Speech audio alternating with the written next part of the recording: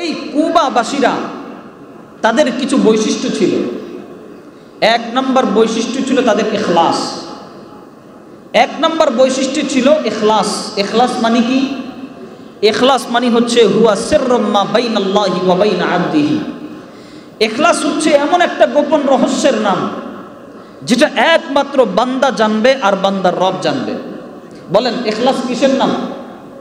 বান্দা জানবে আর বান্দার রব জানবে। মুখে মুখে বলেন, বান্দা জানবে আর বান্দার রব জানবে। আবার বলেন, বান্দা জানবে আর বান্দার রব জানবে।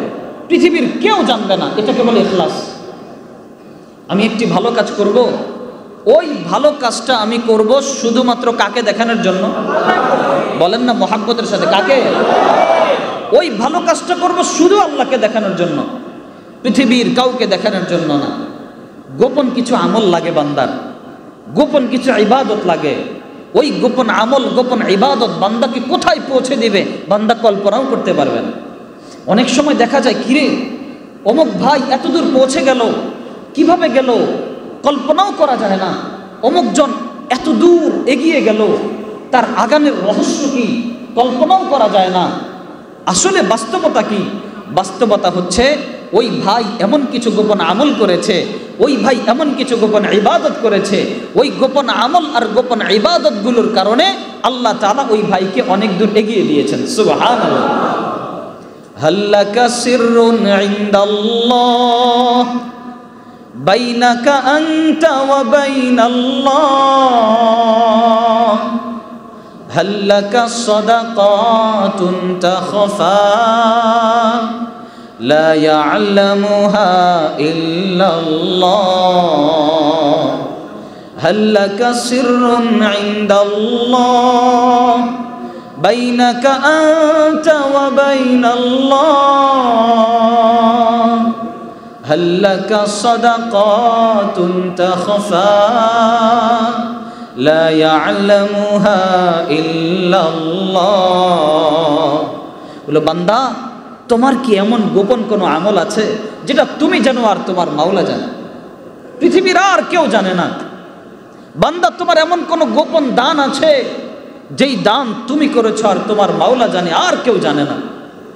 যেই বান্দা গোপন ইবাদত করতে শিখে গেছে, যেই বান্দা গোপন দান করতে শিখে গেছে, ওই বান্দা পৃথিবীতে বড় কোনো বিপদে পড়ে না, ওই বান্দা পৃথিবীতে বড় কোনো মুসিবতে পড়ে না।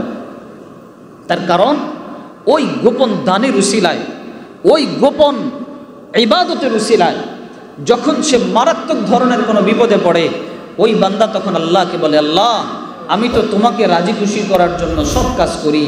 আল্লাহ অমুক দিন ওই কাজটা করেছি, সেটা তোমাকে রাজি করানোর জন্য। আল্লাহ অমুক দিন ওই জায়গায় দান খয়রাত করেছি, আল্লাহ সেটাও তোমাকে রাজি খুশি করানোর জন্য। আল্লাহ তোমাকে রাজি খুশি করানো ছাড়া আমার আর কোনো উদ্দেশ্যই নাই। মাওলা তুমি আমাকে একটু হেফাজত করো, আল্লাহ তুমি আমাকে একটু বাঁচায়া দাও। ওই আল্লাহ রাব্বুল আলামিন চিন্তা করে, আসলেই তো বান্দা ইবাদত করে আমার জন্য, বান্দা ইবাদত করে আমাকে দেখানোর জন্য। পৃথিবীর কোনো মানুষকে বলে না, পৃথিবীর কাউকে জানায় না, যা বান্দা আজকে তোর কথা শুনে তোর সমস্ত চাহিদা আমি পূরণ করে দিলাম। সুবহানাল্লাহ। এটা হচ্ছে গোপন ইবাদতের বৈশিষ্ট্য, এটা হচ্ছে গোপন আমলের বৈশিষ্ট্য। যে বান্দা গোপন আমল করতে শিখে গেছে, ওই বান্দা পৃথিবীতে কোথাও ঠেকবে না, ওই বান্দা ঠেকার বস্তুই আসে না। বান্দা যখন গোপন আমলের উসিলাগুলো দিয়ে আল্লাহর কাছে চাওয়া শুরু করবে, আল্লাহ ওই বান্দাকে ফিরিয়ে দিতে পারে না। বুখারী শরীফের হাদিস, কয়েকজন বান্দা মিলে এক জায়গায় যাচ্ছিলেন। এখন তীব্র গরমের কারণে একটা গুহার ভিতরে বসেছেন। ওই গুহার ভিতরে যখন বসলেন, উপর থেকে একটা পাথর এসে গুহার মুখটা বন্ধ হয়ে গেল। এখন এরা ভিতরে পেরেশান হয়ে গেল, হায় হায়, এতটুকু তো মানুষের ক্ষমতা নাই যে গুহার বড় পাথর ধাক্কা দিয়ে সরিয়ে দিবে, এই ক্ষমতা তো মানুষের নাই। পরবর্তীতে একজন বলল, ভাই দেখো না তোমাদের কোনো গোপন আমল আছে কিনা, যদি গোপন আমল থাকে ওই আমলের উসিলা দিয়ে আল্লাহর কাছে যাও। এবার একজন চিন্তা করলেন যে হ্যাঁ, আমার একটা গোপন আমল আছে। বলে কি আমল? সেই আমলটা হচ্ছে, আমার বাচ্চা কাচ্চা সবাইকে আমি তেমন খাবার দাবার খাওয়াতে পারি না। সারাদিন ছাগল মেষ এগুলো সব চড়িয়ে আসার পরে যখন আমি একটু দুধ নিয়ে আসি, ওই দুধ সর্বপ্রথম আমার মা বাবাকে খাওয়াই, তারপরে আমার সন্তানদেরকে খাওয়াই। একদিন দেখলাম দুধ নিয়ে আসার পরে আমার মা বাবা ঘুমিয়ে পড়েছে। এখন আমি চিন্তা করলাম, এখন এত আরামের ঘুম ঘুমিয়েছে, আমি যদি জাগাই ঘুমটা তো নষ্ট হয়ে যাবে। এই জন্য আমি আমার মা বাবাকে জাগাই নাই, না জাগিয়ে সারা রাত আমি সেই দুধের গ্লাস নিয়ে দাঁড়িয়েছিলাম কখন আমার মা ঘুম থেকে জাগবে আর আমার মাকে আমি সেই দুধের পানিটা পান করাবো। এদিকে ছোট্ট ছোট্ট বাচ্চারা ক্ষুধার যাতনায় অনেক কান্নাকাটি করেছে, কিন্তু আমার আত্মমর্যাদায় লেগেছে আমার মাকে না খাইয়ে আমি আমার সন্তানদেরকে খাওয়াবো না। পৃথিবীতে এমনও মানুষ আছে যারা সব কিছুর উপর বাবা মাকে প্রাধান্য দেয়। বাবা মাকে যে ব্যক্তি প্রাধান্য দিতে পারবে সব কিছুর উপর, ওই ব্যক্তিও পৃথিবীতে কখনো ঠেকবে না।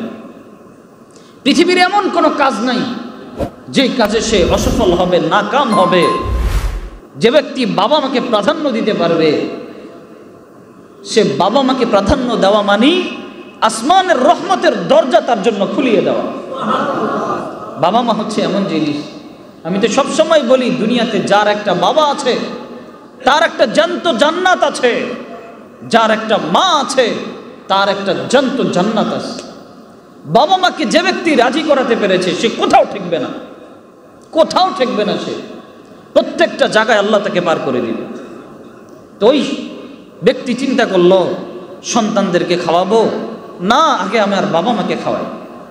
বাবা মাকে যদি খাওয়াতে পারি তারপর না হয় সন্তানদেরকে খাওয়াবো। এই বাবা মাকে আগে দুধের পানিটা পান করালেন। যেই না দুধের পানি বাবা মাকে আগে পান করালেন, এরপরে বাচ্চাদেরকে খাওয়ালেন। এই কাজটা আল্লাহর কাছে এত ভালো লেগেছে কল্পনার বাহিরে।